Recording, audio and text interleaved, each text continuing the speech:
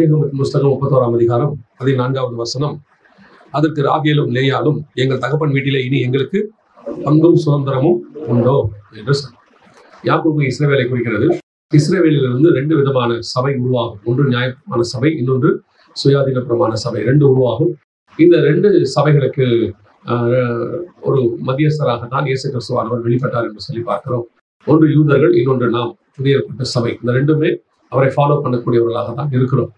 இந்த 2 சபையும் ஒரே நேரத்தில் இதுக்கான அடையாளம் என்னன்னு கேட்டீங்கன்னா, இப்போ லேயானுடைய சுதந்திர விதத்துலதான் யூதா கோத்திரமும் லேவி கோத்திரமும் வந்துச்சு. உங்க எல்லாருக்கும் தெரியும்னு நினைக்கிறேன். யூதா கோத்திரமும் லேவி கோத்திரமும் சேர்ந்ததுதான் மெல்கிசேதேக்கின் முறைமை அப்படின்னு நம்ம சொல்றோம் இல்லையா? ஆசாரியத்துவமும் ராஜ்யபாரமும் சேர்ந்ததுதான் மெல்கிசேதேக்கின் முறைமை அப்படின்னு பார்க்கிறோம். அதே வேளையில ராகேலுக்கு யோசேப்பு மாத்திரம் இருந்தது. யோசேப்பு சேஷ்டபுத்திர பாகம், அதாவது உலக பிரகாரமான சேஷ்டபுத்திர பாகம், இஸ்ரவேலுக்குரிய. ஸோ அப்போ இஸ்ரவேலுடைய உலக பிரகாரமான சேஷ்டபுத்திர பாகம் ஒரு பக்கமும், ஒரு சபையும் அதாவது நியாயப்பிரமாண சபை. இன்னொரு பக்கம் பாத்தீங்கன்னு சொன்னா சுயாதீன பிரமாணம் மெல்கிசேதேக்கின் முறைமை, அது இன்னொரு பக்கம். இந்த 2 சபையும் ஃபாலோ பண்ணும். 2மே இருக்கு. நீங்க புதிய எருசலேமை குறித்து வாசிக்கும் பொழுது வாசிங்களேன். வெளிப்படுத்தல் விசேஷம் 21ஆம் அதிகாரம் 13-14 வாசிங்க பார்ப்போம். வெளிப்படுத்தல் 21, 13, 14. வாசல்களின் அருகே 12 தூதர்கள் இருந்தார்கள். அந்த வாசல்களின் மேல் இஸ்ரவேல் சந்ததியாராகிய 12 கோத்திரத்தாருடைய நாமங்களும் எழுதப்பட்டிருந்தன. நகரத்தின் மதிலுக்கு 12 அஸ்திபார கற்கள் இருந்தன. அவைகள் மேல் ஆட்டுக்குட்டியானவருடைய 12 அப்போஸ்தலரின் 12 நாமங்களும் பதிந்திருந்தன. அப்ப 2மே இருக்கு பாருங்க. ஒன்று சுயாதீன பிரமாணம், ஒன்று நியாயப்பிரமாணம். நியாயப்பிரமாணத்தில் வரக்கூடிய 12 கோத்திரமும் இருக்கு. சுயாதீன பிரமாணத்தில் வரக்கூடிய 12 அப்போஸ்தலர் நாமங்களும் இருக்கிறது. இது 2ம் சேர்ந்ததுதான் மனவாட்டி சபை. அதாவது நீ வா, ஆட்டுக்குட்டியானுடைய மனைவியாகிய மனவாட்டியை நான் உனக்கு காண்பிக்கிறேன் அப்படின்னு சொல்றாங்க.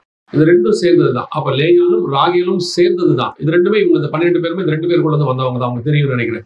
இது 2மே சேர்ந்ததுதான் நமக்கு ஒரு மனவாட்டி சபைக்கான முழுமை. இதே மாதிரிதான் கர்த்தர் இன்னைக்குமே நம்மை அழைத்திருக்கிறார். இதெல்லாமே ஆதியாகமத்துல இருந்து வரக்கூடியதான தேவனுடைய திட்டம். இப்போ லேயாலும் ராகேலும் 2 விதமான சபை. இந்த 2 விதமான சபையும் இன்னைக்கு புறப்படுகிறது. அவங்க என்ன சொல்லி புறப்படுறாங்க பாருங்க. சிரியா தேசத்துல இருந்து, லாபான் வீட்டில இருந்து, தன் தகப்பன் வீட்டில இருந்து புறப்படும் போது அவருக்கு சொல்ற வார்த்தை, அதற்கு ராகேலும் லேயாலும், எங்கள் தகப்பன் வீட்டிலே இனி எங்களுக்கு பங்கும் சுதந்திர வீதமும் உண்டோ அப்படின்னு சொல்றாங்க. ஆனால் இதுல எங்க ஒரு முடிவு எங்க வருது அப்படின்னு கேட்டீங்கன்னா, வாசிங்க ஆதியாகமத்தின் புஸ்தகம் 48:7 வாசிங்க பார்ப்போம். ஆதியாகமம் 48:7 வாசிங்க. நான் பதானை விட்டு வருகையில் கானான் தேசத்தில் எப்பிராத்தாவுக்கு கொஞ்சம் தூரம் இருக்கும்போது வழியிலே ராகேல் என்னண்டையில் மரணமடைந்தாள். அவளை அங்கே பெத்லகேம் என்னும் எப்பிராத்தா ஊருக்கு போகிற வழியிலே அடக்கம் பண்ணினேன் என்றான். அப்போ இந்த 2 சபையும் புறப்படுகிறது. 2 சபையும் ஒரே பிரமாணத்தில், அதாவது ஒரே தீர்மானம், இன்னும் சொல்ல போனா ஒரே பிரதிஷ்டை. ராகேலுக்கும் லேயாலுக்கும் ஒரே பிரதிஷ்டை. எங்க 2 பேரும் தான் சொல்றாங்க, ராகேலும் லேயாலும், எங்கள் தகப்பன் வீட்டிலே இனி எங்களுக்கு பங்கும் சுதந்திரமும் உண்டோ, அவரால் நாங்கள் அந்நியராய் எண்ணப்படவில்லையா, அவர் எங்களை விற்று எங்கள் பணத்தை வாயிலே போட்டுக் கொண்டார் அப்படின்னு சொல்லிட்டு தகப்பன் வீட்டை விட்டு புறப்படுறாங்க. ஆனா புறப்பட்ட 2 சபையில ஒரு சபை வழியிலேயே மடிந்து போகிறது. அது எங்கே போகவில்லை, கானானுக்குள்ள இருக்கக்கூடியதான பிதாக்களின் கல்லறைக்குள்ளே போய் அது சேரவில்லை. யாக்கோபு சொல்றாரு, அங்கே ஒரு கல்லறை உண்டு, அந்த கல்லறையிலே ஆபிரகாம் சாராளையும் ஈசாக்கு ரெபெக்காளையும் நான் லேயாலையும் அடக்கம் பண்ணினேன் அப்படின்னு சொல்றாரு. அப்படின்னா அந்த கல்லறைக்குள்ள யார் வரல? ராகேல் வரல. 2 சபையும் புறப்பட்டுச்சு. 2 பேரும் புறப்படுறாங்க. இன்னைக்கு ஆவிக்குரிய வாழ்க்கையில 2 வகையான மக்கள் இருக்கிறாங்க. எப்படி இருக்கிறாங்க அப்படின்னு கேட்டா, 2 பேருமே ஆவிக்குரிய வாழ்க்கையில தான் புறப்படுறோம். எல்லாருமே தான் புறப்படுறோம். இதுல ஒரு கூட்டம் தான் போய் சேருகிறது, ஒரு கூட்டம் போய் சேர மாட்டேங்கிறது. ஒரு கூட்டம் வழியிலேயே மடிந்து போகிறது. நிறைய பேர் பாத்தீங்கன்னா ஓட்டத்தை பாதியிலேயே நிறுத்திடுறாங்க. பவுல் சொல்லும் போது, தேமாவை குறித்து சொல்லும் போது, தேமா பிரபஞ்சத்தின் மேல் ஆசை வைத்து என்னை விட்டு பிரிந்து போனான். அப்படின்னா ஓட்டம் பாதியிலே நின்று போகிற ஒரு கூட்டம் இருக்கு. விசுவாசத்தை துவக்கிறவரும் முடிக்கிறவரும், நல்ல போராட்டத்தை போராடினேன், ஓட்டத்தை முடித்தேன். அந்த முடிக்கிறது தான் ரொம்ப இம்பார்ட்டன்ட். தொடங்கும் போது ஒரு வைராக்கியம். அதனால ஆண்டவர் சொல்லும்போது சொல்றாரு, ஆதியிலே கொண்டிருந்த அன்பை விட்டா என்று உன் பேரில் எனக்கு ஒரு குறை உண்டு அப்படிங்கிறார். தொடங்குகிறோம், முடிக்கிறோமாங்கிறதான் கேள்வி. எத்தனை பேர் பாதியில? சில ஊழியங்கள்லாம் நீங்க பார்த்திருக்கீங்க, அவங்க காலத்திலேயே முடிஞ்சு போகுது. அவங்க காலத்திலேயே அந்த ஊழியம் இல்லாமல் போய்விடுகிறது. சில ஊழியங்கள் பாருங்க, தலைமுறையா வந்துகிட்டே இருக்குது. முடிவு பரியந்தம் எத்தனையோ தலைமுறை. இப்ப பவுலுடைய ஊழியத்தை எடுத்துக்கொள்ளுங்க. பவுலுக்கு மகன் கிடையாது பைபிள் அப்படி சொல்லல. ஆனா இன்னைய வரைக்கும் பவுலுடைய ஊழியங்கள் தொடர்ந்து கொண்டே இருக்கிறது. அப்போஸ்தலர் ஊழியங்கள் தொடர்ந்து கொண்டே இருக்கிறது. அதைத்தான் சொல்றேன், எந்த ஊழியமும் எந்த ஒரு ஆவிக்குரிய வாழ்க்கையும் முடிவு பரியந்தம் நடக்குமா, பாதியிலேயே முடிந்து போகுமா? அதான் கேள்வி. சில நேரங்களை நம்ம ஓட தொடங்கும் போது வைராக்கியமாய் ஆரம்பிக்கிறோம். கர்த்தருக்காக நிறைய பிரதிஷ்டை, நிறைய காரியம் செய்யறோம். ஆனால் ஓட்டம் இருக்கிறதா, ஓடிக்கொண்டுதான் இருக்கிறோமா அப்படின்னு பார்த்தா, ராகேல் வழியிலேயே அடக்கம் பண்ணப்பட்டாள். அவள் எங்க போல, நியமிக்கப்பட்ட கல்லறைக்குள்ளே அவள் போகவில்லை. பழைய ஏற்பாட்டை பொறுத்த வரைக்கும் கல்லறையில அடக்கம் பண்றது ரொம்ப இம்பார்ட்டன்ட். தன் பிதாக்கள் அண்டையிலே அவன் அடக்கம் பண்ணப்பட்டான். எதுக்காக அப்படின்னா இயேசு வரும்போது கல்லறைகள் திறக்கணும். திறந்து அவங்க தான் அவரோடு கூட பரிசுத்தவான்கள், பரிசுத்த நகரத்துல காணப்பட்டார்கள். இது அதற்கான தீர்க்க தரிசனமான வார்த்தை. சோ கல்லறைக்குள்ள போறது ரொம்ப இம்பார்ட்டன்ட். ஆனால் ராகேல் கல்லறைக்குள் போகவில்லை, வழியிலேயே அவள் அடக்கம் பண்ணப்பட்டாள். அதே மாதிரி தான் நம்ம ஆவிக்குரிய வாழ்க்கை. என்ன காரணம்? அதுதான் நம்ம இன்னைக்கு ஆராய போறோம். ரெண்டு பேருமே ஒரே வைராக்கியம் தானே புறப்பட்டாங்க. இன்னும் சொல்ல போனால் லேயாளை விட ராகேலை அதிகமாக அவன் நேசித்தான். என்னை பொறுத்த வரைக்கும் எல்லாரும் சொல்லுவாங்க 7 வருஷம் ராகேலுக்கு 7 வருஷம் லேயாளுக்கு வேலை செஞ்சார் யாக்கோபர்னு. ஆனா என்ன பொறுத்த வரைக்கும் 14 வருஷமா அவன் ராகேலுக்கு தான் வேலை செஞ்சான். அவன் முதல் 7 வருஷமும் யாருக்காக தான் செஞ்சான்? ராகேலுக்கு தான் செஞ்சான். அப்புறம் லேயாளை கொடுத்துட்டாங்க. திருப்பி 7 வருஷமா யாருக்காக தான் செய்யறான்? ராகேலுக்காக தான் செய்யறான். அவனை பொறுத்த வரைக்கும் 14 வருஷமா அவன் ராகேலுக்காக தான் வேலை செய்யறான். சோ அவன் லேயாளுக்கு ஒரு நாள் கூட அவன் வேலை செய்ததே கிடையாது. அப்படி நேசித்த ராகேல் ஏன் போல, ஏன் பாதியில நின்று போச்சு அப்படிங்கிறத நம்ம என்ன செய்ய போறோம்? சில காரியங்களை ராகேலை கொண்டு நாம் பார்க்க போகிறோம். முதலாவது வாசிங்கள் ஆதியாகமத்தின் புஸ்தகம் 31ஆம் அதிகாரத்துல 33, 34 வாசிங்கள். அப்பொழுது லாபான் யாக்கோபின் கூடாரத்திலும் லேயாளின் கூடாரத்திலும் 2 வேலைக்காரிகளின் கூடாரத்திலும் பிரவேசித்துப் பார்த்தும் ஒன்றும் கண்டுபிடிக்கவில்லை. பின்பு லேயாளின் கூடாரத்தை விட்டு ராகேலின் கூடாரத்துக்குப் போனான். ராகேல் அந்தச் சுரூபங்களை எடுத்து ஒட்டகச் சேணத்தின் கீழ் வைத்து அதின் மேல் உட்கார்ந்திருந்தாள். லாபான் கூடாரம் எங்கும் தடவி பார்த்தும் அவைகளை கண்டுபிடிக்கவில்லை. இவங்க ரெண்டு பேருக்கு என்ன டிஃபரன்ஸ்? ரெண்டு பேரும் தகப்பன் வீட்டை விட்டு புறப்பட்டது உண்மை. புறப்பட்டவர்கள் தகப்பன் வீட்டிலிருந்து எல்லாவற்றையும் விட்டு புறப்பட வேண்டும் என்பது பிரமாணம். தகப்பன் வீட்டில இருந்து, அதாவது இது லேயாளுக்கும் ராகேலுக்கும் இல்ல, ஆபிரகாம் காலத்துல இருந்து இதான் பிரமாணம். கர்த்தர் சொல்லும் போதெல்லாம் திருப்பி திருப்பி சொல்லுவாரு, உன் தகப்பன் வீட்டையும் உன் இனத்தையும் உன் தேசத்தையும் விட்டு புறப்பட்டு வா. இதான் அவங்க கான்செப்ட். அங்க ஆரம்பிச்சு கடைசியா எங்க வரும்னு கேட்டீங்கன்னா பவுல் வந்து சொல்லுவாரு, எல்லாவற்றையும் நஷ்டமும் குப்பையும் என்று விட்டு. நடுவில் இருக்கிற யாரை வேணாலும் எடுத்துக்கோங்க, எல்லாத்தையும் விட்டுட்டு தான் ஓடுவாங்க. அடுத்து இப்ப நீங்க ஆபிரகாமுக்கு அடுத்து ஈசாக்கு எடுத்தீங்கன்னா எல்லாத்தையும் எடுத்துப்பாங்க. அபிமெலேக்கு வந்து எல்லாத்தையும் எடுத்து போட்டு தூத்து போட்டுருவாங்க. திருப்பி ஃபர்ஸ்ட்ல இருந்து ஸ்டார்ட் பண்ணுவாரு. அடுத்து யாக்கோபு பாத்தீங்கன்னா வெறும் கோலும் கையுமா தான் போவார், எல்லாமே விட்டுட்டு போயிடுவாரு. அடுத்து யோசேப்பை பாத்தீங்கன்னா அங்க போய் அவர் சிறைச்சாலையில ஒண்ணும் இல்லாம கிடப்பாரு. அதுக்கப்புறம் இஸ்ரவேல் ஜனங்களை பாத்தீங்கன்னா அடிமைகளாக விட்டுக்கப்பட்டு போனார்கள். அதுக்கப்புறம் நீங்க யார் வேணாலும் எடுத்துக்கோங்க, தாவீதாக இருக்கட்டும், எல்லாருமே வெறுங்கை தான். கர்த்தர் ஆசீர்வதிக்கிறது வெறுங்கை. அதான் சொல்லுவாங்க, ஒன்றுமில்லாத கர்த்தரோடு தான் கர்த்தர் என்ன செய்கிறார்? ஸ்டார்ட் பண்ணுகிறார். பல நேரத்துல நம்ம சொல்றோம் தெரியுமா, எங்க தகப்பன் வீட்டுல இருந்து எனக்கு ஒண்ணுமே வரல, அப்படி வரல, இப்படி வரலன்னு சொல்றோம்ல. பல நேரத்துல கர்த்தரை அனுமதிக்க மாட்டார். என்ன காரணம் அப்படின்னு கேட்டீங்கன்னா, கர்த்தர் நம்ம எல்லாரை விட, பைபிள்ல உள்ளதை நான் சொல்றேன், ஜெலஸ் காட்னா அவர் வந்து ஒரு விதமான நம்ம மேல பொறாம அவருக்கு ஆசை. என் பையனை நான் தான் ஆசீர்வதிக்கணும், வேற ஒரு வயலும் ஆசீர்வதிக்க கூடாது. ஏன்னா தன் மகிமையை ஒருவருக்கு விட்டு கொடுக்க மாட்டார். நாளைக்கு யாராவது ஒருத்தர் வந்து இவர் உயர்வுக்கு நான் தான் காரணம்னு ஒரு வார்த்தை சொல்லிடக்கூடாதுன்னு நினைப்பாரு. கடைசி வரைக்கும் நான் தான் காரணம்னு சொல்றதுக்கு அவருக்கு அப்படி ஒரு ஆசை. அதுக்குதான் கர்த்தர் என்ன பண்ணுவாரு, நம்மளை கொண்டு வரும்போது ஜீரோவா கொண்டு வருவார். ஜீரோவா ஏன் கொண்டு வர்றாருன்னா அதுக்கு காரணம், ஐயோ நம்ம சொல்றோம்ல ஒண்ணுமில்லாம வந்தாங்க, அந்த ஒண்ணுமில்லாமன்றது காரணமே ஆண்டவர் தான். அந்த ஒண்ணுமில்லாம ஆக்குறவர்னா தான் எல்லாத்தையும் அவர் கொடுத்தாரு நம்ம சொல்ல முடியும். பல நேரத்துல நம்ம அப்பா அம்மா திட்டிட்டு இருப்போம், எங்க அப்பா எனக்கு ஒண்ணுமே வச்சுட்டு போல, உழைக்க தெரியாத மனுஷன், எவ்வளோ சம்பாதிச்சாரு அப்படின்னு. அவர் இன்னும் சம்பாதிச்சாலும் நம்மகிட்ட ஒண்ணும் வராது.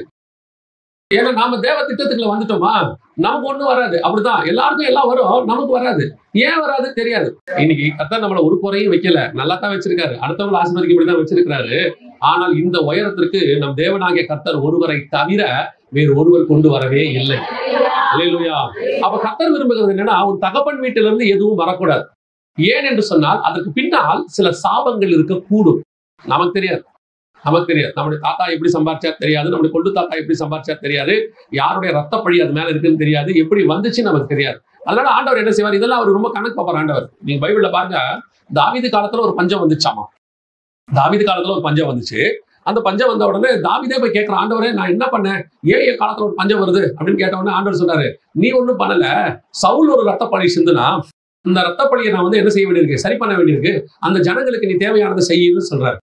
யோசிச்சு பாருங்க, சவுல் தாவீதுக்கு எதிரானவன், அவன் செஞ்ச தப்புக்கு தாவீது என்ன பண்ணுவான்? ஆனால் கர்த்தர் நீதியுள்ள நியாயாதிபதி. அவர் எல்லா ஜெனரேஷனுடைய ரத்தப்பழியையும் நீதியையும் செய்வதற்கு வல்லமை உள்ளவர். எல்லாருக்கும் சரி கட்டுவார். அவர் எத்தனை பேருக்கும் சரி கட்டுவாரு. நமக்கு தெரியாது, நம்ம தாத்தா யாரு பாட்டி யாரு என்னன்னே தெரியாது. ஒரு முறை ஒரு 60-65 வயசு ஒரு அம்மா ஒரு தடவை என்ன பார்க்கணும்னு சொல்லி நாங்க இருந்த ஹோட்டலுக்கு, நானும் சகோதரன் இருக்கிற ஹோட்டலுக்கு வந்தாங்க. வந்துட்டு ஒரு பேசணும்னு சொல்லி வந்தாங்க. நாங்க பேசிட்டு இருந்தோம். பேசும்போது அந்த அம்மாவுக்கு சில சாபங்கள் பிசாசுகள் பிடிச்சிருக்குது, சில காரியங்கள் நடக்குது. ஆனால் அந்த அம்மாவோட உட்காந்து பேசிட்டு இருக்கும்போது ஆவியானவர் சொல்றாரு, ஒரு பாவத்தை சொல்லி ஆவியானவர் சொல்றாரு, இந்த பாவம் அந்த அம்மா கிட்ட இருக்குன்னு சொல்லி. அந்த அம்மாவுக்கு 65-70 வயசு இருக்கும், பேரப்பிள்ளைகள் இருக்காங்க. அந்த அம்மா கிட்ட அந்த பாவம் இருக்குன்னு நான் கேட்கவே முடியாது. என் வயசுக்கு அவங்ககிட்ட அப்படி கேட்கவே முடியாது. ஆண்டவர் சொல்றாரு, அந்த பாவம் இருக்கு, அதனாலதான் அவங்களுக்கு இது நடக்குது அப்படின்னு சொல்லி. அப்புறம் நான் அந்த கூட்டிட்டு வந்த மகன்கிட்ட சொன்னேன், கொஞ்சம் தள்ளி உட்காருங்க, அங்க போய் நாங்க அம்மா கிட்ட தனியா பேசணும் அப்படின்னு. அப்புறம் அந்த போன பிறகு அந்த அம்மாட்ட கேட்டேன், ஆண்டவர் ஒரு பாவத்தை சொல்றாரு, இந்த மாதிரி நீங்க பிள்ளைகளை வந்து இந்த மாதிரி செய்த சில காரியங்கள் அப்படின்னு சொன்னோன்னே அந்த அம்மா அழுகுறாங்க. அவங்க தலைமுறையா அதை செய்கிறவர்களாக இருக்கிறார்கள். தலைமுறையாக அவர்கள் கருக்கலைக்கிறதை தங்களுடைய வேலையாக செய்கிறார்கள். அதுல எத்தனையோ 1000 குழந்தைகளை கொண்டு இருக்கிறார்கள் அவர்கள். அது இப்போ அவங்கள தாண்டி, அவங்க பிள்ளைகளை தாண்டி அவங்க பேர பிள்ளைகள் வந்து பிடிக்குது. வீட்டுக்குள்ள எங்க போனாலும் அந்த சாபம் இருக்கு. ஆண்டவர் தலைமுறையை கவனிக்கிற தேவன், எல்லாத்தையும் பார்த்துக்கிட்டே இருக்கிறாரு. சரி பண்றதுக்கு தேவன் விரும்புகிறார். இப்பவும் சொல்றேன், தண்டிக்க விரும்பல, சரி பண்ண விரும்புகிறார். அந்த சரி பண்ற ப்ராசஸை நம்ம தண்டனையாக எடுத்துக்கொள்ளுகிறோம். அதான் இங்க பிரச்சனை. இப்ப தகப்பன் வீட்டுல இருந்து ஏன் வரக்கூடாது? அதில் உள்ள இப்போ ராகேலுக்கு பாருங்க, இவனே 2 பரிவாரம் நிறைய சம்பாரிச்சிட்டான். இவன் நல்லா சம்பாரிச்சான், கர்த்தர் இவனை ஆசீர்வதிச்சிட்டாரு. ஆனாலும் ராகேலுக்கு எங்க அப்பா வீட்டில் இருக்கக்கூடிய, அதுவும் பர்டிகுலரா பாருங்க, அப்பா வீட்டுல இருந்து வேற எதாவது எடுத்துட்டு வந்தா கூட பரவாயில்லன்னு வச்சுக்கோங்க. இது எங்க அப்பா ஃபர்ஸ்ட் வாங்கி கொடுத்த கவுனு, இது எங்க அம்மா எனக்கு முதல்ல வாங்கி கொடுத்த அந்த கம்மல்னா கூட பரவாயில்ல. என்னத்தை தூக்கிட்டு வந்துருச்சு? சொருபத்தை தூக்கிட்டு வந்துருச்சு, விக்கிரகத்தை தூக்கிட்டு வந்துருச்சு. அது இப்ப எங்க இருக்குது? இஸ்ரவேலின் பாளையத்துக்குள்ள இருக்கிறது, இஸ்ரவேலின் கூடாரத்துக்குள்ள இருக்கிறது. ஒரு சபை எதை வைத்திருக்கிறது ரொம்ப முக்கியம். உள்ள என்ன இருக்கு? வெளியே பார்க்கும்போது ஆவிக்குரிய சபை தான், வைராக்கியமான சபை தான், ஆவிக்குரியதான குடும்பம் தான், வைராக்கியம் தான். உள்ளுக்குள்ளே என்ன விக்கிரகம் இருக்கு? கர்த்தருக்கு பிரியமில்லாத காரியம் எங்கே மறைந்து இருக்கிறதுன்னு பார்க்கணும். பல நேரங்களிலே கர்த்தர் தகப்பன் வீட்டிலிருந்து சில காரியங்களை உங்களுக்கு அனுமதிக்காததுக்கு அதான் காரணம். அவங்க கையிலேயோ அவங்களுடைய தாத்தாக்கள் கையிலிருந்து ரத்தப்படி தொடர்ச்சியாக இருக்கும். அது உங்களுக்கு வரக்கூடாது என்று கர்த்தர் விரும்புவார். அதுதான் கர்த்தருடைய திட்டம். அதனால சில விஷயங்களை வீட்டுல வைக்க கூடாது. அது அப்பா கொடுத்தது, அம்மா கொடுத்தது, தாத்தா கொடுத்தது, யார் சொன்னாலும் கர்த்தர் அனுமதிக்கலையா விட்டுருங்க. சில நேரத்துல உங்களுடைய சொத்துக்களை கூட என்ன பண்ணிடுவாங்க, உங்களுக்கு தெரியாமையே கூட வித்துருவாங்க. அப்பாவுடைய சொத்தை உங்களுக்கு தெரியாம கூட வித்துருவாங்க. உங்களை மாதிரி அவங்களே கையெழுத்து போட்டுருவாங்க, உங்களுக்கு வரவிடாம பண்ணிடுவாங்க, இதெல்லாம் செஞ்சிருவாங்க. இதெல்லாம் செய்யும் போது நீங்க என்ன நினைப்பீங்க? ஆண்டவர் ஏன் கண்டு காணாதவரை போல இருக்கிறாரு, ஆண்டவர் ஏன் இப்படி செய்யறாரு, ஆண்டவர் எதுக்காக இந்த காரியத்தெல்லாம் செய்யறாரு அப்படின்னு சொல்லி நீங்க நினைச்சீங்கன்னா, ஆண்டவர் சொல்வாரு, அதை நான் உனக்கு வரவிடாம தடுத்ததுக்கு பின்னாடி ஒரு பெரிய சாபம் இருக்கு. அது உன் கூடாரத்துக்குள் வரக்கூடாது. அது வரக்கூடாது என்பதுக்காக தான் நான் அதை தடுத்தேன். ஏன் அதை தடுத்த தேவன் அதை விட பெரிய ஆசீர்வாதங்களை நமக்கு கொடுக்க வல்லமை உள்ளவராக இருக்கிறார். அது எவ்வளவு வந்துச்சோ அதை விட பெருசு தருவார். அதைத்தான் உங்களுக்கு சொல்லுகிறேன். கர்த்தர் சில நேரங்களில் அனுமதிக்காத காரியத்தை கொண்டு வராதீர்கள். போராடாதீங்க, வழக்காடாதீங்க, சண்டை போடாதீங்க. வந்தே ஆகணும்னு சொல்லுங்க, பரவாயில்ல போகட்டும், இன்னைக்கு பல கோடின்னு சொல்லுவாங்க, போகட்டும். அதை விட பூமியும் அதன் நிறைவும் கர்த்தருடையது. அவர் நினைச்சாருன்னா ஒரு நாள் ராத்திரியில ஒரு தேசத்தினுடையதான பொருளாதாரத்தையே மாத்தி அமைச்சிடறாராமா. சிரியா தேசத்துக்கு அடிமைப்பட்டிருந்த எருசலேமுடைய இதை ஒரே நாள் ராத்திரியில மாத்திட்டாரு பாருங்களேன். அவர் நினைச்சா ஒரு நாள் ராத்திரியில மாத்த வல்லமை உள்ளவர். ஆசீர்வாதிக்கணும்னு கர்த்தர் முடிவு பண்ணிட்டாருன்னா ஒரு ஆள் எழுப்பினார்னா போதும், ஒரே ஆள் வந்து ஆசீர்வாதத்தை மொத்தமா கொடுத்துட்டு போக கர்த்தர் வல்லமை உள்ளவராக இருக்கிறார். நான் எப்பவுமே சொல்லுவேன், ஆண்டவருடைய பிள்ளைகள் நமக்கு வந்து ஆண்டவர் எல்லாத்தையும் ஆசீர்வாதமா தான் வச்சிருக்கிறார். அல்லேலூயா. நாம தான் தகப்பன் வீட்டுல இருந்து எடுத்து வச்சுப்போம். எங்க அப்பாவுக்கு சுகர் இருந்துச்சு, எங்க அம்மாவுக்கு அது இருந்துச்சு, எங்க அம்மா காலத்துல நான் சொல்லுவேன், எனக்கு எங்க அப்பா காலத்துல ஒண்ணும் கிடையாது. எங்க அப்பா சூப்பரா வச்சிருக்காரு, இன்னைக்கு வச்சிருக்கிறாரு. சில நேரத்துல வந்து ஆண்டவர் வந்து நம்மளை எப்படி விரும்புறாருன்னா, நீ ஒண்ணு கொண்டு வராத, நானே உனக்கு தரேன், எல்லாத்தையும் நானே உன்னை ஆசீர்வதிக்கிறேன். அவர் கை ரொம்ப பெருசு. நம்மளெல்லாம் ஆண்டவர் கொடுத்ததே பெரிய ஆசீர்வாதம். மாமனார் வீட்டுல இருந்து வரல, அப்பா வீட்டுல இருந்து வரல, அங்க இருந்து வரல, இங்க இருந்து வரல, எதையும் சொல்லாதீங்க. நம்ம அப்பா வீடு ரொம்ப பெருசு, ஆசீர்வாதமான வீடு. அங்க இருந்து ஆண்டவர் கொடுப்பாரு. நான் சொல்லுவேன், நான் வெறும் கையைத்தான் ஆண்டவர் கிட்ட வந்தேன். நான் எங்க அம்மாவும் எங்க ஆண்டவர் பிடிக்கும் போது எங்ககிட்ட ஒண்ணுமே கிடையாது. கர்த்தர் ஒருத்தர் தான் கையில் இருந்தார். இன்னைக்கு ஊழியத்தின் பாதையில இன்னும் வந்த பிறகு கர்த்தர் பல மடங்கு ஆசீர்வாதமாகத்தான் வச்சிருக்கிறார். அதான் சொல்லுவேன், நான் பிளாட்ஃபார்ம் லிட்டரலி எங்க வீட்டுக்கு 35 ரூபா தான் வாடகை. அதை கொடுக்கறதுக்கு வழி இருக்காது. உங்களுக்கு தெரியுமான்னு தெரியாது. 1978 1 லிட்டர் கெரோசின் வந்து 2 ரூபாய் தான். அப்பெல்லாம் 3 ஸ்டவ் தான் இருக்கும், 3 போட்டு ஏத்துற ஸ்டவ் தான் இருக்கும். அந்த 2 ரூபா மண்ணெண்ணை வாங்க எங்களால முடியாது. மண்ணெண்ணை வாங்கிறதுக்கு இருக்காது. மறுநாள் வேலைக்கு போனாதான் அம்மாவுக்கு காசு. அந்த மாதிரி நைட்ல உட்காந்துருந்த காலம்லாம் இருக்கு. கர்த்தர் ஒரு நாளும் எங்களை கை விடவே கிடையாது. புழுதியிலிருந்து உயர்த்தி கொண்டு வந்து இங்க நிக்க வச்சுட்டாரு. எதுக்கு சொல்றேன்? கர்த்தர் உயர்த்தி எங்க வேணாலும் கொண்டு ராஜாக்கள் மத்தியில் உட்கார வைக்க வல்லமை உள்ள தேவனா இருக்கிறார். கர்த்தருக்கு பிரியமில்லாத காரியங்களை கூடாரத்துக்குள் வைக்காதீங்க. கர்த்தர் ஒருவேளை அனுமதிக்கலாம் விட்டுருங்க, பரவாயில்ல, பிரச்சனை இல்லை, போகட்டும். அதுக்காக சண்டை போடாதீங்க. கர்த்தர் கொடுக்கணும்னு டிசைட் பண்ணிட்டாருன்னு வச்சுக்கோங்க. எங்க இருந்து வேணா எப்படி வேணாலும் கர்த்தர் கொண்டு கொடுக்க வல்லமை உள்ளவரா இருக்கு. நீங்க எந்த சொரூபத்தையும் கொண்டு மறைச்சு வைக்காதீங்க. நூதனமான காரியத்தை செய்யாதீங்க. அப்படியே சைட்ல அப்படியே ஆண்டவர்களோட நீங்க ரொம்ப நூதனமா அறிவுபூர்வமா சில காரியங்கள் செய்வாங்க. ஆண்டவருக்கு ரொம்ப பிடிச்ச விஷயம் என்னன்னா, எனக்கு ஒண்ணும் தெரியாத ஆண்டவரே கை தூக்குறது தான் ஆண்டவருக்கு ரொம்ப பிடிக்கும். எனக்கு எல்லாம் தெரியும் ஆண்டவரே நீங்க நினைச்சீங்கன்னு வச்சுங்க. ஆண்டவர் சொல்வார், சரி நீ தெரியுற வரைக்கும் செஞ்சு முடிச்சு பாரு, கடைசியில வந்து ஒரு இடத்துல நிப்ப, அங்க வந்து நான் அவனை பாத்துக்கிறேன்றாரு. நம்ம எல்லாத்தையும் முடிச்சுட்டு கடைசியா இதுக்கு மேல ஒண்ணும் பண்றதுக்கு வழியே இல்லை அப்படின்னு ஓகேவா முடிஞ்சு போச்சா, முடிஞ்சு, சரி வா நான் கை பிடிச்சிக்கிறேன்னு சொல்லுவார். நான் என்ன சொல்லுவேன்னா, அவ்வளவு தூரம் போகாம முன்னாடியே கையை பிடிச்சிருவேன் நான். அதனால நம்ம ஆண்டவருடைய கை ரொம்ப பெருசு, ரொம்ப ரொம்ப பெருசு. கொஞ்சம் வெயிட் பண்ணுவாரு. எதுக்காகன்னா அவருக்கு ஒரு 6000 வருஷமா ஹிஸ்டரி இருக்கு. ஆதாம்ல இருந்து எல்லாமே பார்த்துக்கிட்டே இருக்காரு. நிறைய பையன் பாதியிலே ஓடிட்டான், நிறைய பையன் ஏமாத்திட்டான். அதனால ஆண்டவர் பார்ப்பாரு, இவன் நிக்கிறானா நிக்கலையான்னு கொஞ்சம் சோதிச்சு பார்ப்பாரு. அவ்வளவுதான். சோதனை இல்லாம யாருக்கும் இல்லை. ஆபிரகாமையே சோதித்து பார்த்தாருன்னு வசனத்துல சொல்லுது. ஈசாக்க சொல்லுவாரு, இந்த தேசத்தை விட்டு எங்கும் போகாமல் இங்கேயே இரு அப்படிம்பாரு. அதனால ஒவ்வொருத்தருக்கும் ஒரு சோதனை வைப்பாரு. அந்த சோதனையில மட்டும் நம்ம ஜெயிச்சிட்டோம்னு சொன்னீங்கன்னா கர்த்தர் கொடுக்கறத தாங்க முடியாது உங்களால. அவ்வளவு தந்து ஆசீர்வதிக்க வல்லமை உள்ளவராக இருக்கிறார். போதுங்கிற அளவுக்கு தருவார். நான் சொல்றேன், நான் தேவனுக்கு முன்பாக நின்று தேவனுக்காக சாட்சி சொல்கிறேன். கர்த்தர் அள்ளி கொடுக்க ஆரம்பிச்சாருன்னா போதுங்கிற அளவுக்கு தான் கொடுப்பாரு ஒழிய பத்தாதுங்கிற அளவுக்கு தரவே மாட்டார். அல்லேலூயா. முதலாவது, ராகேல் வழியிலேயே மடிந்து போனதுக்கு காரணம் தன் தகப்பன் வீட்டிலிருந்து திருடப்பட்டதான சொரூபம். அது கர்த்தருக்கு பிரியமாய் காணப்படவில்லை. லேயாள் எப்படிப்பட்டவளோ, தகப்பன் விரும்பினானோ இல்லை, யோசிச்சு பாருங்க. தகப்பனும் அவளை பெருசா கனப்படுத்தல. நான் லேயாளை நினைச்சு ரொம்ப யோசிப்பேன். என்னன்னா, ஒரு பெண்ணுக்கு வாழ்க்கையிலே ரொம்ப முக்கியமான கல்யாணம் தான் இல்லையா? இந்த கல்யாணத்துல திடீர்னு அப்பா கூப்பிட்டு சொல்றாரு, அம்மா இன்னைக்கு நைட்டு நீ போய் யாக்கோபோட கூட போயிடு. என்னப்பா சொல்றீங்க? யாருக்கும் தெரியாம போயிடு. இது எவ்வளவு பெரிய கொடுமை பாருங்க. ஒரு பெண்ணுடைய வாழ்க்கையில எவ்வளவு பெரிய கொடுமை. ராகேலுக்கு கல்யாணம் தடபடலாம் நடக்குது, ஆனால் லேயாளை அனுப்பி விடுறாரு. யோசிச்சு பாருங்க. இப்படி ஒரு தகப்பன் காலையில எழுந்திரிச்சதுல இருந்து வெறுக்கக்கூடியதான கணவன். இந்த 2 பேருக்கு நடுவுல ஒரு பெண். வாழ்நாள் எல்லாம் யாருக்குமே பிடிக்காத கூச்சக்கண்ணின்னு சொல்லி அவளுக்கு வசனம் சொல்லுது. ஆனால் இப்படிப்பட்டவளைத்தான் கர்த்தர் நினைத்தருளினார். இவதான் நியாயமா என்ன பண்ணோம்? எங்க அப்பா வீட்டுல இருந்து எதையாவது திருடிட்டு வரணும். எங்க அப்பா தான் ஒண்ணும் எனக்கு செய்யல. கணவனுக்கும் என் மேல பிரியம் இல்ல. நானா என்னை காப்பாத்திக்கிட்டா தான் உண்டுன்னு ஏதாவது கொண்டு வந்திருக்கணும். ஆனா அவன் எப்படி வரா தெரியுமா? அவனுக்கு பிடிக்குதோ இல்லையோ நான் பின்தொடர்கிறேன். நான் அவனை நம்பி வந்துட்டேன். அவ்வளவுதான். இனி என் வாழ்க்கை முழுக்க யாக்கோபு தான். அவன் சம்பாதிக்கிறதா எனக்கு சம்பாதிக்கும். எங்க அப்பா சம்பாத்தியம் இல்ல. அந்த தீர்மானம் அதான் வசனம் சொல்லுது. லாபான் லேயாளுடைய கூடாரத்துக்குள் போய் பார்த்தான், ஒன்றும் இல்லை. அவன் வீட்டுல இருந்து துரும்பு கூட கொண்டு வரல. அவன் ஆண்டவர் அருமையான குடும்பத்தை கொடுத்திருக்கிறார். அதுக்கப்புறம் நம்ம அந்த குடும்பத்தோடு கூட போயிருந்தோம். எந்த குடும்பம் பர்ஃபெக்ட்லாம் கிடையாதுங்க. தி பர்ஃபெக்ட் குடும்பம்னு ஒரு உலகத்துல கிடையவே கிடையாது. ஏதாவது ஒண்ணு இருக்கதான் செய்யும். அப்படியே அட்ஜஸ்ட் பண்ணிட்டு ஓடிடணும். ஏன்னா உலகத்துல நிறைய பிரச்சனைகள் குடும்பங்கள்ல இருக்கு. அதுக்காக குடும்பத்தை பிரிஞ்சு போறது அதெல்லாம் இருக்கவே கூடாது. கர்த்தர் கொடுத்த குடும்பம் கர்த்தர் நல்லவர், அவ்வளவுதான். சிலதெல்லாம் அது இருக்காது. அது போன பிச்சுட்டு ஓடிக்கிட்டே இருக்கும். இது எதுவுமே கஷ்டம், வசனத்தின்படி ரொம்ப கஷ்டம். கவனிச்சு கொள்ளுங்க. கர்த்தர் உங்களுக்கு ஒரு குடும்பத்தை கொடுத்தாரு, வந்துட்டீங்களா, தகப்பன் வீட்டை திரும்பி பார்க்க கூடாது. அதோட அவ்வளவுதான், முடிஞ்சிருச்சு. இதுக்கப்புறம் நீங்க வந்த இடம் தான் உங்க குடும்பம். அதை கட்டி எழுப்பி நீங்க என்ன நினைச்சுக்கிறீங்கன்னா உங்க அப்பா வீடு தான் உங்க குடும்பம் நினைச்சுக்கிறீங்க. கிடையாது, இதுதான் உங்க குடும்பம். இதை கட்டி எழுப்பி இந்த குடும்பத்துக்கு நீங்கள் தலைமையாக இருந்து அடுத்த தலைமுறையை உருவாக்கி அவர்களை கிறிஸ்துவுக்குள் நடத்திட்டு நீங்க போறீங்க பாருங்க. அதுதான் கர்த்தர் உங்களுக்கு மேல் வைத்ததான திட்டம். அல்லேலூயா. நிறைய பேர் என்னன்னா அப்படியே பிச்சுக்கிட்டு வர்றது, அப்படியே போறது, டிவோர்ஸ் பண்றது, அதை பண்றது. இவங்க எல்லாம் கிறிஸ்துவின் திட்டத்துக்கு லாய்க்கு இல்லாதவங்க. கூடுமான வரைக்கும் ஆண்டவர் நமக்கு ஒரு நல்ல வாழ்க்கையை கொடுத்திருக்கிறார். தகப்பன் வீட்டில இருந்து எந்த சுரூபமும் உள்ளே வராதபடிக்கு பாதுகாத்துக் கொள்ளுங்க. 2வது, லேயாள் போனால் ராகேல் போகவில்லை. வாசிங்க. ஆதியாகமத்தின் புத்தகம் 30ஆம் அதிகாரம் 1வது வசனத்தை வாசிங்க.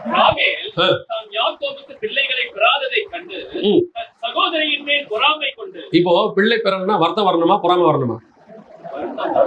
எனக்கு பிள்ளை இல்லையே. இப்ப அண்ணாளுக்கு பிள்ளை இல்லை, அவளுடைய நாச்சியாருக்கு பிள்ளை இருக்கு இல்லையா? இப்போ அவங்க மேல அண்ணாள் பொறாமை கொண்டாங்களா இல்ல வருத்தப்பட்டு அழுதாங்களா? தன்னுடைய நிலைமையை குறிச்சுதான் அவங்க என்ன செஞ்சாங்க? வருத்தப்பட்டு அழுதாங்க. ஐயோ எனக்கு பிள்ளை இல்லையாண்டவரே, எனக்கு ஒரு பிள்ளையை கொடு. ஆனா இங்க வசனம் என்ன சொல்லுது பாருங்க, கரெக்டா இருக்கும் வசனம். கண்டு இவளுக்கு பிரச்சனை என்னன்னா, எனக்கு பிறக்கலைங்கிறத விட அவளுக்கு பிறந்துச்சேங்கிறதான் பிரச்சனை. இப்ப பிரச்சனை என்ன? எனக்கு பிறக்கல பரவாயில்ல, ஆனா அவளுக்கு ஏன் பிறந்துச்சு? அவளுக்கும் பிறக்காம இருந்தா பரவாயில்ல, ஒரு ப்ராப்ளம் இல்லை. சிலர் சொல்லுவாங்க தெரியுமா, சொல்லுவாங்க எனக்கு 2 கண்ணு போனாலும் பரவாயில்ல, எதிரிக்கு 1 கண்ணாவது போகணும். எந்த சபை பரலோகத்துக்கு போகாது தெரியுமா? வழியிலே மடிந்து போகும் தெரியுமா? இந்த பொறாமை கொள்ளுகிற சபை. பக்கத்துல இருக்கிறவங்களை பார்த்து பொறாமை கொள்றது, அந்த சக விசுவாசியை பார்த்து பொறாமை கொள்றது, சக ஊழியர்களை பார்த்து பொறாமை கொள்றது. ஆண்டவர் அவனை ஆசீர்வதிக்கிறார். அதுக்கு தேவனுக்கு காரணம் இருக்கு. ஏன் ஆசீர்வதிக்கிறாருங்கிறது கர்த்தர் தான் தெரியும். நம்மளை ஏன் ஆசீர்வதிக்கலன்னு தான் கேட்கிறத ஒழிய ஏன் அவனை ஆசீர்வதிச்சீங்கன்னு கேட்கக்கூடாது. இன்னைக்கு இதுதான் இங்க பிரச்சனை. என்ன பிரச்சனை? அடுத்தவன் மேல வர்றானா இவனுக்கு பொறுக்க மாட்டேங்குது. நல்லா கவனிச்சு கொள்ளுங்க. இந்த பொறாமைப்படுகிறவர்கள் முன்னேறினதாக சரித்திரமே கிடையாது. முன்னேறவே மாட்டாங்க, எக்காரணம் கொண்டு முன்னேற மாட்டாங்க. உங்க அழிவுக்கு மிக முக்கியமான குணாதிசயங்களில் ஒன்று பொறாமை. பொறாமை விட்டு கொள்ளவே கொள்ளாதீங்க. பாருங்க, நான் எப்பவும் சொல்வேன், சவுல் இருக்கிறான் இல்லையா, சவுல் மாதிரி ஒரு நல்ல ராஜாவை நீங்க பார்க்கவே முடியாது. சவுலுக்கிட்ட இருக்கிற நல்ல குணாதிசயங்கள் எடுத்து பாருங்க. அவன் தாவீதை பார்க்கிற வரைக்கும் அவங்ககிட்ட இருந்தது எல்லாமே நல்ல குணாதிசயம். சாமுவேலை பார்க்க போகும்போது அவன் சொல்லுவான், ஒரு தேவ மனுஷனை வெறுங்கையாய் சந்திப்பது எப்படின்னு கேட்பான். இன்னைக்கு இருக்கிற விசுவாசிக்கு இல்லாத குணம் அது. நிறைய விசுவாசிகளுக்கு இல்லாத குணம் அவங்ககிட்ட இருக்கு. அவன் சொல்றான், நம்ம தேவ மனுஷனை பார்க்க போறோம்ப்பா, வெறுங்கையா போறது எப்படிப்பா, ஏதாவது கொண்டு வருவேன், எப்படி ஒரு தாட் அவனுக்கு இருக்கு பாருங்க. அடுத்து ராஜாவாகும் பொழுது சாமுவேல் சொல்வாரு, நீ எதை சொல்லணும் எதை செய்யக்கூடாதுன்னு ஆண்டவர் சொல்லுவாரு. ஆண்டவர் சொல்றபடி செய். அவன் ராஜாவாகிற விஷயத்தை ஒருத்தருடையும் சொல்ல மாட்டான். ஏன்னா கரெக்டா நிதானித்து மனசுல வச்சுக்கிட்டான்னு வசனம் சொல்லும். அவன் அதை ஒருத்தருடையும் சொல்லவில்லை. அதை தாண்டி அவன் ராஜா ஆயிடுவான். ஆகிற அன்னைக்கு ஒரு பெரிய கூட்டம் அவனை எதிர்க்கும். இவன் ஜெயிச்சு வந்த உடனே ஒரு குரூப் சொல்லுவான், உன்னை எதிர்த்தவங்க கொண்டு போட்டுடலான்னு. அவன் சொல்லுவான், இந்த கர்த்தர் ரட்சிப்பை கட்டளையிட்ட நாள், இன்று யாரையும் கொல்லக்கூடாதுன்னு சொல்லுவான். எவ்வளவு நல்ல குணம் அவன்கிட்ட இருந்துச்சு தெரியுமா? ஆனால் அவனை அழிவுக்கு அத்தனைக்கும் ஒரே ஒரு காரணம் தான் இருந்துச்சு, தாவீதின் மேல் பொறாமை கொண்டு. இந்த பொறாமை வீழ்ச்சியினுடைய காரியம். யாரை பார்த்தும் பொறாமை கொள்ளாதீங்க. ஏதாவது ஒரு இடத்துல உங்களுக்கு கூட்டு போய் ஃப்ரெண்டு உங்களுக்கு கூட்டு காட்டுறானா சந்தோஷப்படுங்க. அதை பார்த்து ஒரு வண்டி வாங்கிட்டேன்றானா சந்தோஷப்படுங்க. உடனே இவன்லாம் வண்டி வாங்கிட்டான், எவ்வளவு பெரிய வண்டி, நல்ல காசா இருக்குமா? இவரு கேட்பாரு, அவனை எது கூப்பிட்டா நீ ஆசீர்வதிப்பை நினைச்சு கூப்பிட்டா. பல நேரங்களிலே இந்த வன்கண்கள் என்பது இருக்கு. சில ஆட்கள் பார்த்தீங்கன்னா எதை எடுத்தாலும் ஸ்டேட்டஸ்ல போடுறான், அதை பண்ணிருக்கேன் அதை பண்ணிருக்கேன். எதுக்கு அப்படி செய்விய? அநேகருடைய பொறாமைக்கு காரணமாக இருக்கிறது. கர்த்தர் கொடுக்குறாரா, ஆசீர்வதிக்கிறார், ஸ்தோத்திரம் பண்ணுங்க. அதுவே கர்த்தரை தெரியப்படுத்துகிற நாள் வரும்போது தெரியப்படுத்துவார், எல்லாருக்கும் தெரியும். அதுக்கப்புறம் யாரும் எதுவுமே செய்ய முடியாது, கர்த்தர் உயர்த்திடுவார். அதே மாதிரி உங்க விசுவாசிகளுக்கு சொல்றேன், பொறாமை குணம் உங்களுக்கு நல்லது அல்ல. ஏதாவது ஒண்ணு யாரையாவது குறிப்பா சக சகோதரி சகோதரனை விசுவாசிய கர்த்தர் ஆசீர்வதிக்கிறாரா சந்தோஷப்படுங்க. ஐயோ என் கூட இருக்கிற சகோதரன் என்ன பண்ணியிருக்கிறாரு, ஆசீர்வதிச்சிருக்க, இருதயம் நிறைஞ்சு ஆசீர்வதிக்கணும். அது உங்க ஆசீர்வாதத்துக்கு வழியாக இருக்கும். அதையுமே கர்த்தர் பார்ப்பார், நீ எந்த அளவுக்கு என்ன செய்றீங்க அவங்கள ஆசீர்வதிக்கிறீங்கன்னு பாக்குறாரு. இருதயத்தை தான் கர்த்தர் பார்ப்பார், கர்த்தர் முகத்தை பார்க்க மாட்டார். சிலர்லாம் முகத்துல ஒண்ணுமே தெரியாது, அப்படியே உள்ளுக்குள்ள நினைச்சிட்டே இருப்பான், உள்ளுக்குள்ள நினைச்சிட்டே இருப்பாங்க. என்னை பொறுத்த வரைக்கும் எதையும் கேட்க வேண்டிய அவசியமே இல்லை. நம்முடைய தேவை என்ன என்பதை நம்முடைய பரமபிதா முன்பே அறிந்திருக்கிறார். அதனால அவர் ஏற்ற நேரத்துல எல்லாத்தையும் கொடுக்க தேவன். அதே நேரத்துல உங்களுடைய சக சகோதரனோ யாரோ ஒருத்தர் நல்லா மேல வரும்போது உடனே அவரை பார்த்து என்ன பண்ணாதீங்க, பொறாமை கொள்ளாதீங்க. அவரை பார்த்து அப்படியே டென்ஷன் ஆகுறது, என்னடா மேல வந்துட்டானே. இது எங்க ஆரம்பிக்குதுன்னா ஸ்கூல்லயே ஆரம்பிக்குது. நம்ம நல்லா எழுதுறோம், பக்கத்துல இருக்கிறோம் சுமாரா எழுதுவோம், ஆனா அவனுக்கு மார்க் வந்துடும். பார்த்துருக்கீங்களா? உடனே நம்மளுக்கு சமட்டை அங்க ஆரம்பிக்குது போவோம். அப்படியே ஆரம்பிச்சு கொஞ்சம் கொஞ்சமா எங்க கல்யாணம் பண்ணி வீட்டுக்கு போய் கணவன் வீட்டுக்கு போய் யாராவது பக்கத்து வீட்டுக்காரன் பைக் வாங்கினா வீட்டுக்காரன் திட்டுறது, உங்களுக்கு பொழைக்கவே தெரியலப்பா, உங்களை விட சின்ன வேலையில் இருக்கிறாரு, அவரு பைக் வாங்கி நல்லா ஓடிட்டு இருக்காரு, நீங்க இன்னும் இப்படி இருக்கீங்க. அவன் கடன்ல வாங்கி இஎம்ஐல ஓடிட்டு இருக்கான், நம்ம நிம்மதியா சைக்கிள் ஓட்டிட்டு இருக்கிறோம். இதுல எது நல்லது? நம்முடைய தேவனாகிய கர்த்தர் நம்முடைய இருதயத்தை பார்க்கிறவராக இருக்கிறார். அடுத்தவன் மேல என்ன செய்யாதீங்க, அவன் அப்படி ஆயிட்டான், இவன் வளர்ந்துட்டான், அவன் அதுக்குள்ளேயே சீக்கிரம் வளர்ந்துட்டான், நம்ம இன்னும் இப்படியே இருக்கிறோமே. அது தென்னை மரம் அப்படிதான் வேகமா மேல வளரும். நம்ம மாமரம் நம்ம இப்படித்தான் வளரணும். அது வளர்றதை பார்த்து நீங்க என்ன ஆகக்கூடாது, டென்ஷன் ஆகக்கூடாது. ஒவ்வொரு மரத்துக்கு ஒரு அகலம் வச்சிருக்காரு, ஒரு உயரம் வச்சிருக்காரு. மாமரம் தென்னை மரத்தை பார்த்து என்ன ஆகக்கூடாது, பொறாம வரக்கூடாது. நீ மட்டும் இவ்வளவு உயரமா போயிட்டிய அப்படின்னு மாமரம் தென்னை மரம் சொல்லும், உனக்கு என்ன கவலை, என் மேல ஏறி பறிக்கிறதுக்குள்ள எனக்கு எத்தனை வாட்டி குத்தி குத்தி மேல ஏறான் தெரியுமா, உன்னை எவனா அப்படி குத்துறானா நின்ன இடத்துல பறிச்சுட்டு போயிடலாம்ல. என்னை யோசித்து பாரு, மேல ஏறி அவ்வளவு ஆத்தத்துல வெட்டுவான் என்ன டொம்மு டொம்முன்னு. எதுக்கு? அவனை ஏறி வர பாவம், அவளை வெட்டுவான். நீ என்ன நல்லா இருக்கு கீழே இருக்கிற, அப்படியே கையில இருந்தே பறிச்சுட்டு போயிடறான். ஒவ்வொன்றுக்கும் அட்வான்டேஜ் இருக்கு, ஒவ்வொன்றுக்கும் டிஸ்அட்வான்டேஜ் இருக்குது. ஒருத்தர் தென்னை மரம் ஒருத்தர் மாமரம்னா விட்டுருணும், அது தென்னை மரமா வச்சிருக்காரு போல அது வசனமா போகுது. எனக்கு மாமரம் என்ன அகலமா வச்சிருக்காரு, கர்த்தருக்கு ஸ்தோத்திரம் பிரைஸ் எல்லாம் அப்படின்ட்டு போயிடணும். கவனிச்சுக்கொள்ளுங்க, யாருக்கு ஆண்டவர் எதை ஆசீர்வதிக்கிறாரோ அது அவர்களுக்கு. அவனுக்கு சுட்ட முடி கொடுத்தா அவனுக்கு சுட்ட முடி, இவனுக்கு கோர முடி கொடுத்தா அது கோர முடி, அவன் சிவப்பு அந்த சிவப்பு, கருப்பு அந்த கவப்பு, மாநிலம் அந்த மாநிலம் இருந்துட்டு போட்டோம். பொறாமப்படாதீங்க, அது உங்களை வழியிலே கொன்று போடும். பொறாமப்பட்டதுடைய விளைவு என்ன தெரியுமா?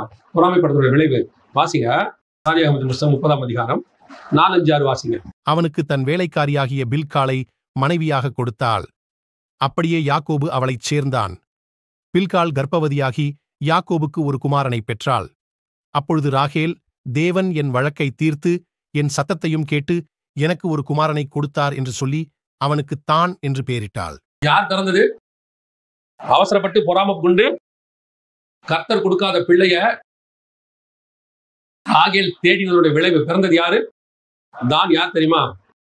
தான் குதிரையின் மேல் ஏறி இருக்கிறவன் மல்லாந்து விழும்படியாய் அதன் குதிகாலை கடிக்கிறதற்கு வழியில் கிடக்கிற சர்ப்பத்தைப் போலவும் பாதையில் இருக்கிற விரியனைப் போலவும் இருப்பான். இது யார் தெரியுமா? எதை பத்தின தீர்க்கதரிசனம் தெரியுமா? கடைசி காலத்தை பத்தின தீர்க்கதரிசனம். 49:1 வாசிங்க.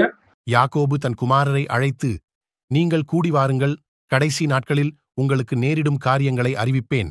இது கடைசி காலத்தை பத்தினதான ப்ராபசி. அதுல தான் கோத்திரம் கடைசி காலத்துல என்னவா மாறிடும்? வழியில் கிடக்கும் விரியனாக மாறிடும். இது யார் தெரியுமா? அந்தி கிறிஸ்துவை குறிக்கிறதான வார்த்தை. குதிரையின் மேல் ஏறி இருக்கிறவர் யாருன்னா 19ஆம் அதிகாரத்துல இயேசுதான் குதிரையின் மேல் ஏறி வருகிறவர்.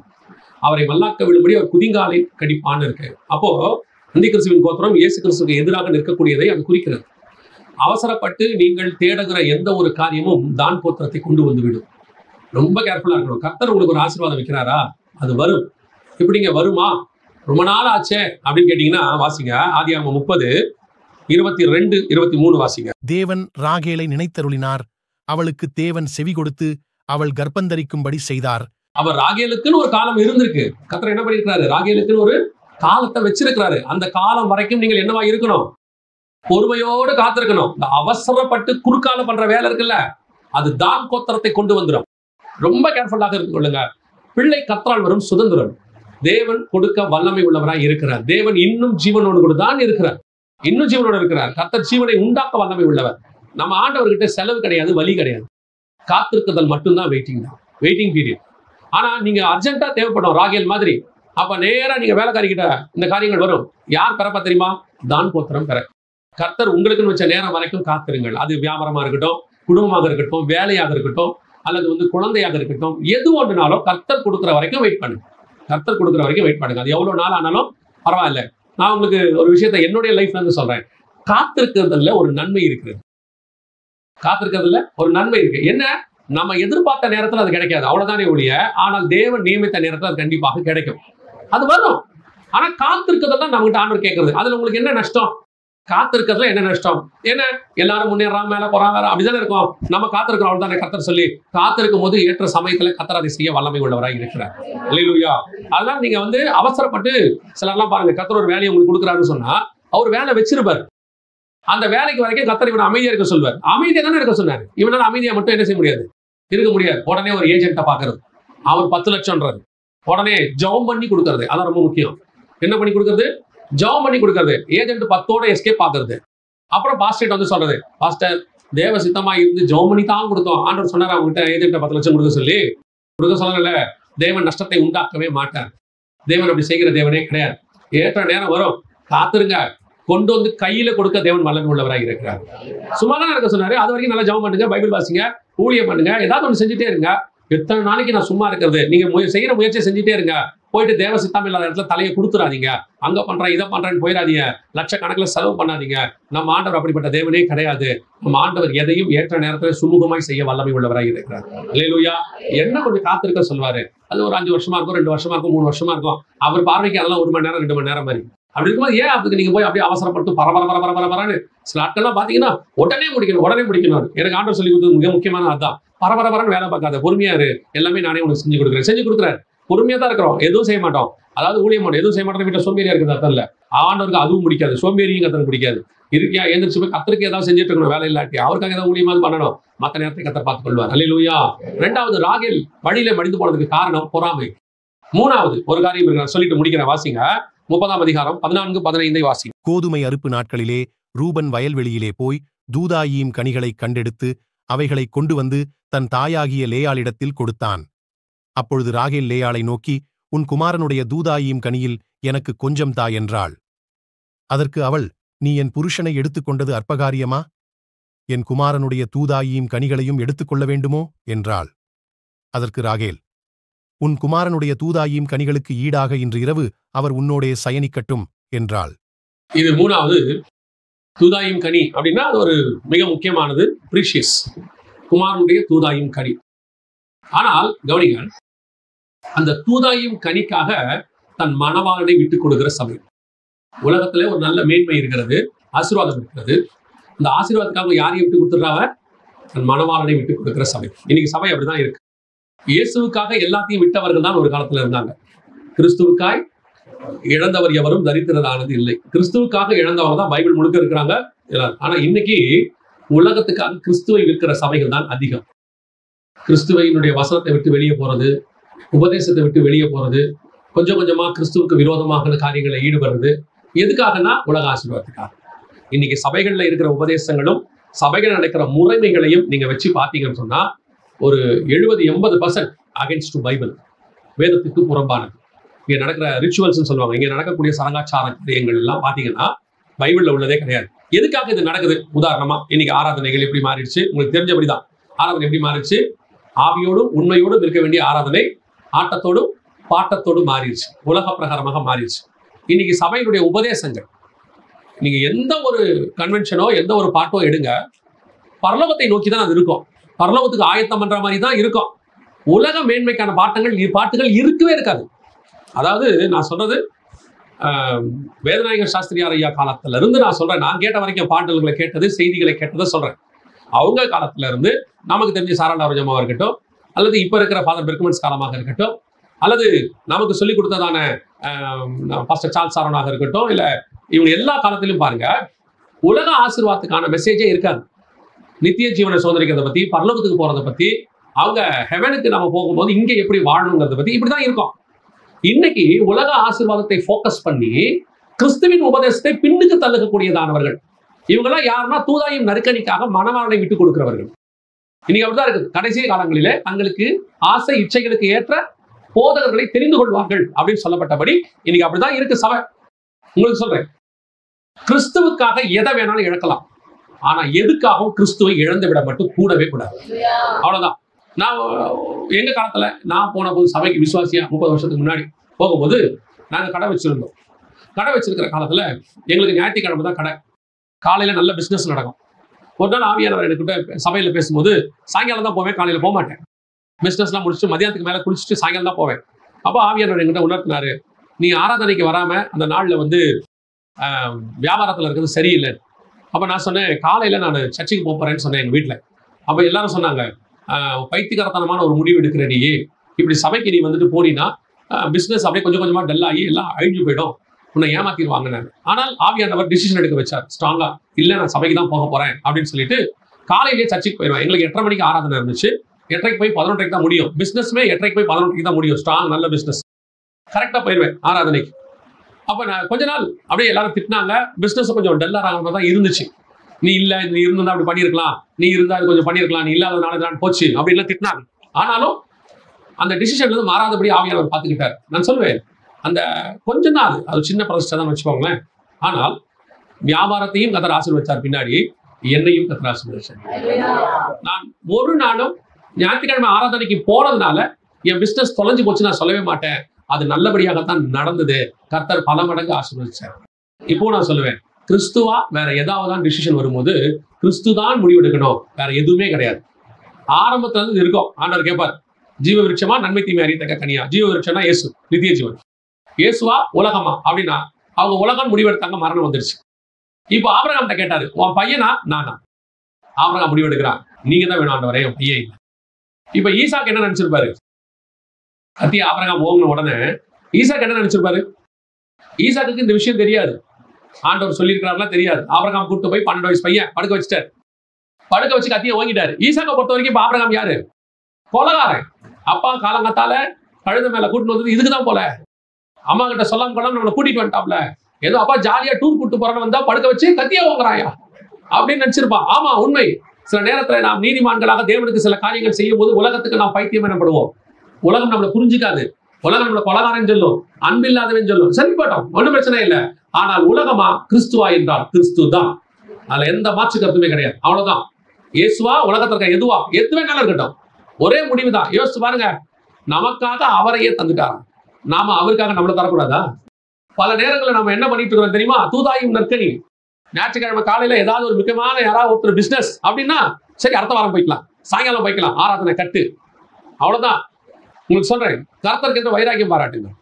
எதுக்காகவும் இப்ப லேயால பாருங்க, அப்படியே ஆப்போசிட் பாருங்க. தூதாயும் நற்கனி கொண்டு வந்து கொடுத்தது யார் தெரியுமா? ரூபன், குமாரனுடைய தூதாயும் நற்கனி. அந்த தூதாயும் நற்கனியை கொடுத்து அவ யாரை வாங்குறா? மணவாளனை வாங்குறா. அதான் ஆசீர்வாதம். எதை வேணாலும் கொடுத்து என் மணவாளனை வாங்கிக் கொள்வேன். உலகத்துல இருக்கிற மேன்மைகள் எனக்கு முக்கியம் அல்ல. இயேசுகிட்ட வந்து கேட்கறாங்க, உலகத்தினுடைய ராஜ்யங்கள் மகிமை எல்லாத்தையும் கொண்டு பிசாசு காட்டிட்டான். கொடுத்துட்டு அவனே சொல்றான், ஜனங்களா நானா? ஏன் சொல்லிட்டாரு? அப்பாலே இப்போ சாத்தானின் ஒரே வார்த்தை சொல்லிட்டாரு, ஏன் இந்த ராஜ்யம் எல்லாவற்றை விட என் தேவனாகிய கர்த்தரை ஆராதிப்பதே எனக்கு மேன்மையாக இருக்கிறது. அதனால சொல்ல, உன் தேவனாகிய கர்த்தர் ஒருவரையே என்ன செய்வாயாக?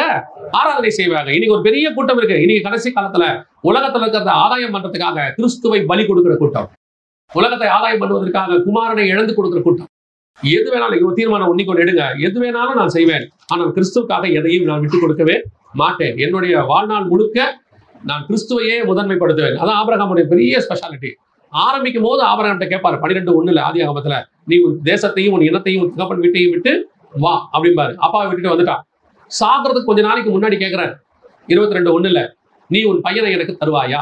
அப்பாவை விட்ட நீ பையனை விடுவாயான்னு கேட்கிறாரு. ஆரம்பிக்கும் போது எனக்காக அப்பா விட்ட, முடிக்கும் போது எனக்காக பையனை விடுவியா?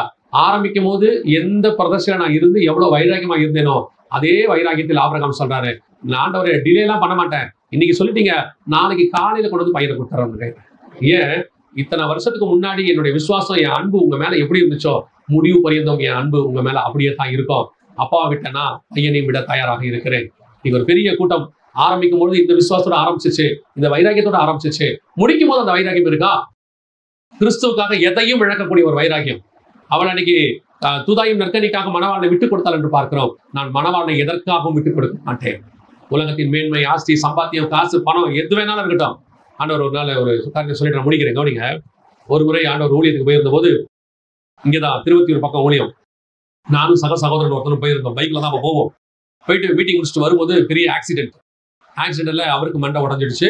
எனக்கு கொஞ்சம் இந்த இடத்துல அடிபட்டு வீங்கிருச்சு. அவ்வளவுதான், கால் மட்டும் கொஞ்சம் அடி. அவருக்கு மண்டையெல்லாம் உடஞ்சிருச்சு, தையெல்லாம் போட்டாங்க. 2 நாள் மினிஸ்ட்ரி அது. இது முதல் நாள் போயிட்டு வரும்போதே நடந்துருச்சு. 2வது நாள் நான் சொல்லிட்டேன் ஊழியத்துக்கு வர முடியல அப்படின்னு. அப்புறம் 2வது நாள் முடிவு வேற யாரோ வச்சு பேசிட்டாங்க. 2வது நாள் முடியும் போது அந்த அடிப்பட்ட சகோதரனுக்கு ஃபோன் பண்ணி, பிரதர் இப்போ எப்படி இருக்கு எல்லாம் கேட்டாரு. நானும் கேட்டேன், நீங்க எப்படி இருக்கீங்க? என்னை விட உங்களுக்கு தான் அடி ஜாஸ்தின்னு. அவர் சொன்னாரு, இல்ல பிரதர் நான் ஊழியத்துக்கு போயிட்டேன். அவருக்கு என்னை விட பல மடங்கு அடி, தையெல்லாம் போட்டாங்க. எனக்கு தையெல்லாம் ஒன்றும் கிடையாது, மண்டையில் சும்மா வீங்கிருச்சு, அவ்வளவுதான். அவரு சொன்னாரு, நான் போயிட்டேன் பிரதர் அப்படின்னாரு. என்ன பிரதர் சொல்றீங்க? ஐயோ பிரதர், ஊழியம் பாருங்க, நடக்க முடிஞ்ச வரைக்கும் போயிடணும் பாருங்க, முடியல தான் போகணும், ட்ரை பண்ணி பார்த்தேன், போயிட்டேனாரு. எனக்கு என்னவோ அன்னைக்கு ஆவியானவர் என்னை பார்த்து கேட்ட கேள்வி, அவனை விட உனக்கு குறைவான அடிதான், ஆனா அவன் போன நீ ஏன் போகல அப்படின்னு. அன்னைக்கு ஒரே ஒரு தீர்மானம் தான், இன்னொரு நின்று பேசுற வரைக்கும் நான் பேசுவேன், என்னால நிக்க முடியாது, நான் மட்டும்தான் இன்னைக்கு நான் ஊழியத்துக்கு போக மாட்டேன். இதுக்காக சொல்றேன், பல நேரங்களிலே நாம் சின்ன வைராக்கியம் பாராட்டும் போது பரலோகம் நமக்காக பெரிய வைராக்கியம் பாராட்டுவதற்கு வல்லமை உள்ளது. ஆண்டவருக்காக நம்ம அப்படிதான் இருக்கணும். செத்தாலும் அங்கதான் போய் சாகணும். கேட்கும் போதே நான் ஆண்டவர்கிட்ட நிறைய கேட்டிருக்கிறேன், பேசிட்டு இருக்கும் போது தான் சாகணும் ஆண்டவரை, புல்பிட்ல தான் சாகணும், வருக வந்தாலும் புல்பிட்லயே வரணும், கடைசி நிமிஷம் வரைக்கும் மினிஸ்ட்ரி பண்ணிட்டு மேல போகணும். ஆண்டவருக்காக எதையும் என்ன செய்யக்கூடாது, விட்டு கொடுக்கவே கூடாது. யாருக்காக விட்டு கொடுக்க கூடாது. யார வேணா இருக்கட்டும், அது பிள்ளைகளா இருக்கட்டும், நேசிக்கிற பிள்ளைகளா இருக்கட்டும். எவ்வளவு சண்டத்துல என் பிள்ளைகள் சொல்லுவாங்க, எந்த ஒரு ஃபங்க்ஷனுக்கு நீங்க இருக்கவே மாட்டேங்கிறீங்களே, எது ஒண்ணுக்கு நீங்க வர மாட்டீங்க, பேரண்ட்ஸ் டீச்சர்ஸ் மீட்டிங் வர மாட்டீங்க. நான் சொல்லுவேன், ஊழியம் இல்லைன்னா நான் வருவேன், ஊழியம் இருந்துச்சா எதுக்கு நான் வரமாட்டேன். எங்க குடும்பத்துல நான் தான் ஃபர்ஸ்ட் ஊழியத்துக்கு வந்தேன்.